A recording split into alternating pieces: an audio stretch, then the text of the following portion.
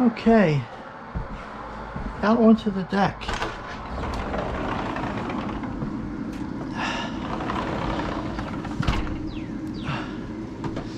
Alright, like I said earlier in the video, this roof here is, oh, that wood split. I gotta replace that wood. Damn. This feed here goes down into that tube and it fills that 90-gallon tank. Now the whole deck is undercovered with this sheet metal, and that goes into the 165-gallon tank. The watering system is hooked up to two planters, the planter back here and this planter. This is my Celeste fig, and I got figs on it, but they don't seem to be doing a whole lot. I don't know how long it takes for them to mature, but they're dropping, of course. You know, that's another thing. If they don't produce, I'm going to put flowers in there. My lemon and lime tree that I got to take indoors every year. A tomato that I'll probably rip out. It's not a white tomaso. I did not like the white tomaso. It was just doing really crappy. So I said later, I'm probably going to put flowers in here. This is a self-wicking pot I made. It's experimental stage right now. See how the moisture does it. I was hoping it wasn't too shallow because it's really wet. So flowers are going to go in there. Back here, very sad. My red cherry tree died. I was just throwing a bunch of stuff that I was picking out of the wicking beds over there, and they sort of grew, so I just let them go. Okay, now into the wicking beds. One of the things I'm most happy with. It's so easy. I fill this up. It runs for about a week. The hardest part is trying to get 3 seasons out of this. When to say, okay, enough is enough. Let's terminate these plants and go to the next crop. So I start with in the spring. What the hell is that? In the spring, I start with usually bok choy, spinach, and romaine.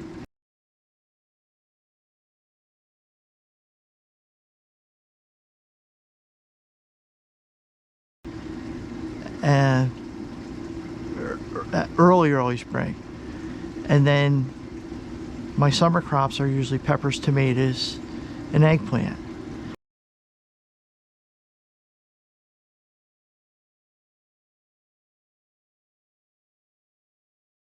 And then I'll terminate all these after I got plants growing. I'll probably plant bok choy, spinach, and romaine again.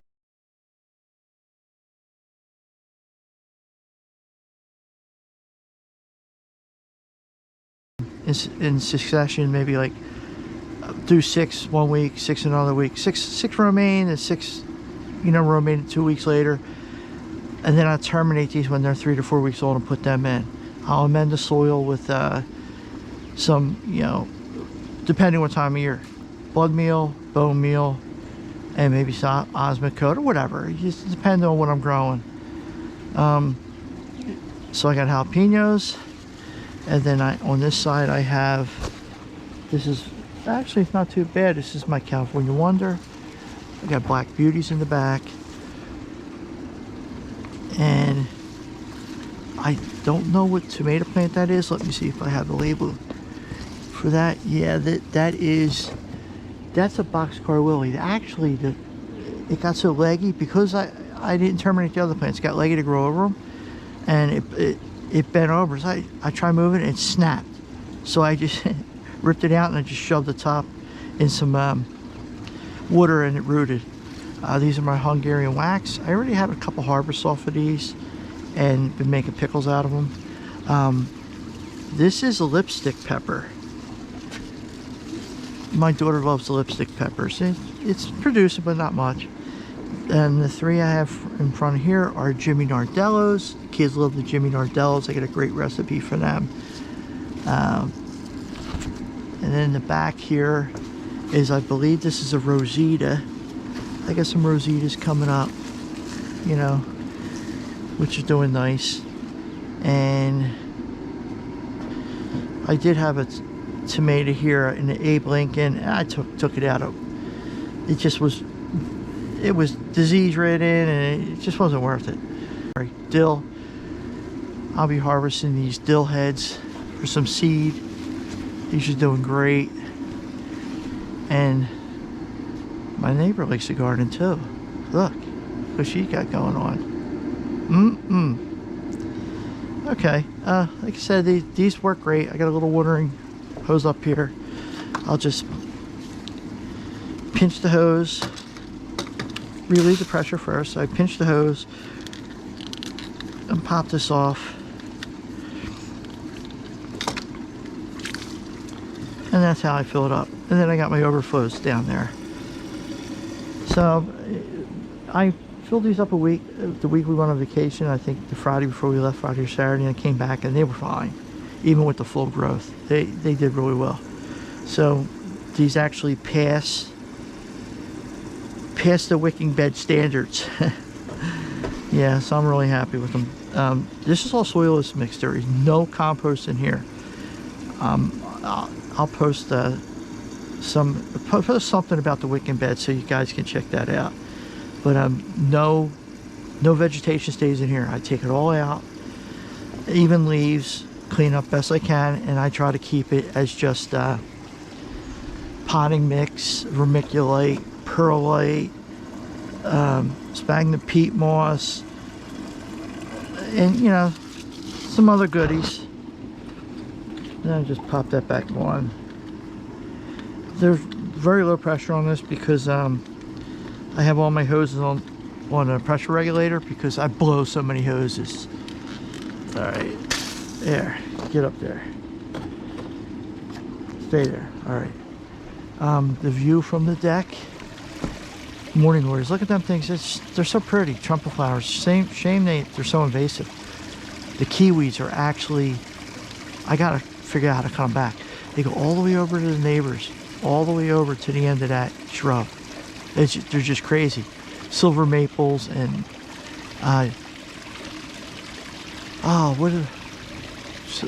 damn, why am I drawing a blank on that?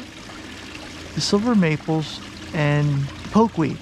Pokeweed, I got pokeweed growing everywhere because I ripped them out and threw them in the compost bin. And they're just loaded with seeds, but yeah, is what it is. It's free biomass if you want to look at it that way. Rosa Sharon, that's it. They are Rosa Sharon, and they are so invasive, but they are great for the pollinators. I don't see many hummingbirds. This is my little hangout area, and I always sit at the bar. Family always sits here. I'm such a rebel. Well, anyway, can crusher that no one uses. View from the top, and you can see, like I was saying earlier, how the yard's all pitched down. That's how my yard used to be, right in front of that pool. And when my daughter was young, I was afraid she would fall and go under the fence. So what I did was I leveled the yard and built a retaining wall. This is 25 years ago. Thank God it's still holding. And then, you know, drainage was fine. It would overflow like it's supposed to.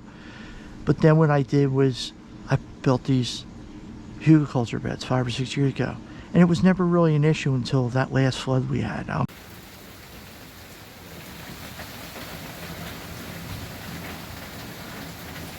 Keep that door shut. Keep it shut.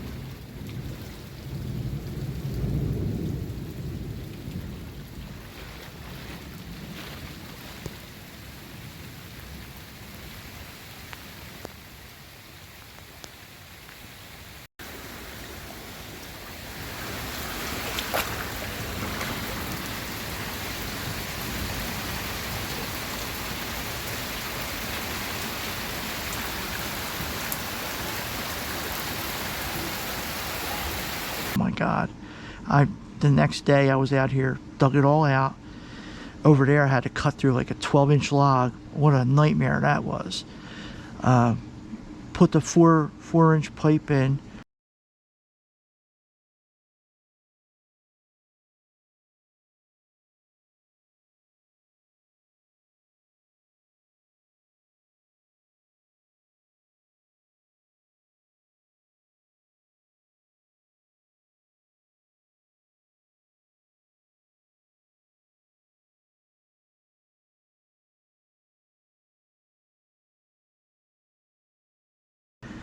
And then cover it back with soil.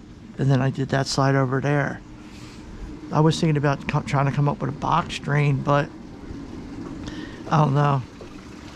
It's gonna be too hard. I need to drop this yard down. When I built that retaining wall on the back, I took a lot of the soil from the hill and threw it on the yard. So I raised my yard. So what I need to do is I need to level that so when it rains, the waters flow naturally down from like it was designed. I mean, you can see way up there, everything runs down. And if people's drains are clogged, like my two neighbors up here, you can see what I'm talking about. My yard can't handle the volume. And then these yards pitch back here. So whatever runs down here can make its way. If he's not built up high enough, it's gonna funnel through here, which I had a waterfall there. You wouldn't believe it. Some people actually saw the video and thought, wow, you got a waterfall in your backyard? I said, no, it's not a waterfall. It's the rain. So anyway, like I said, I'll toss together a video and post it up so you guys can see what I'm talking about.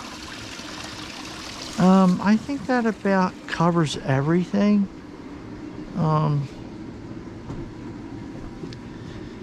Yeah, that's about it. I just hope you guys enjoyed my little tour, and hopefully I inspired someone out there to get into this. Even if like people say, okay, let's put it this way. People say, oh, well, location. Yeah, but you know what? That's fine and dandy if you're not in a setting like me. Like for aesthetic purposes, I put this Hugelkultur bed as a fence barrier and build a fence next to it. But sun location, it's not the best. The best location is right there. That's the best location for sun, as you can see.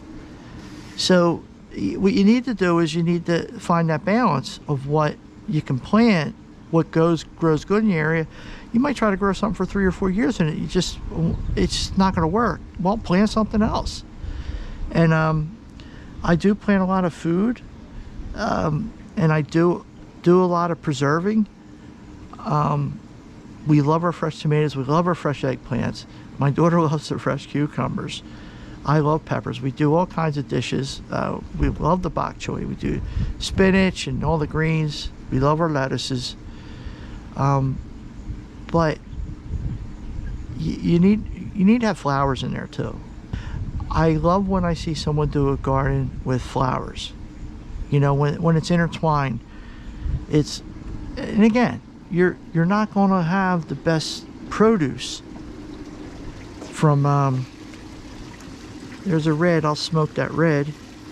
A couple of reds. I'm saving my reds to smoke. You might not have the best tomato plant with the best yield, but you get a couple tomatoes, you get a couple tomatoes. Unless you're homesteading, it doesn't matter. So anyway, that's my take. I go out in the yard and I'll pick some strawberries, order them out here. I'll eat a tomato, you know. I tried to eat a cucumber, like, nah, I can't do it. Raspberries. And the other day I had a really good treat. There was a nectarine out there that I shared with the insects, but I cut that side off. That's about it. I don't know what else to cover. I'll just, like I said, I'll post some videos, put some stuff in the description below, some links for you guys to check out. And that's my end of July garden tour. I hope you guys enjoyed it. Thanks for tuning in.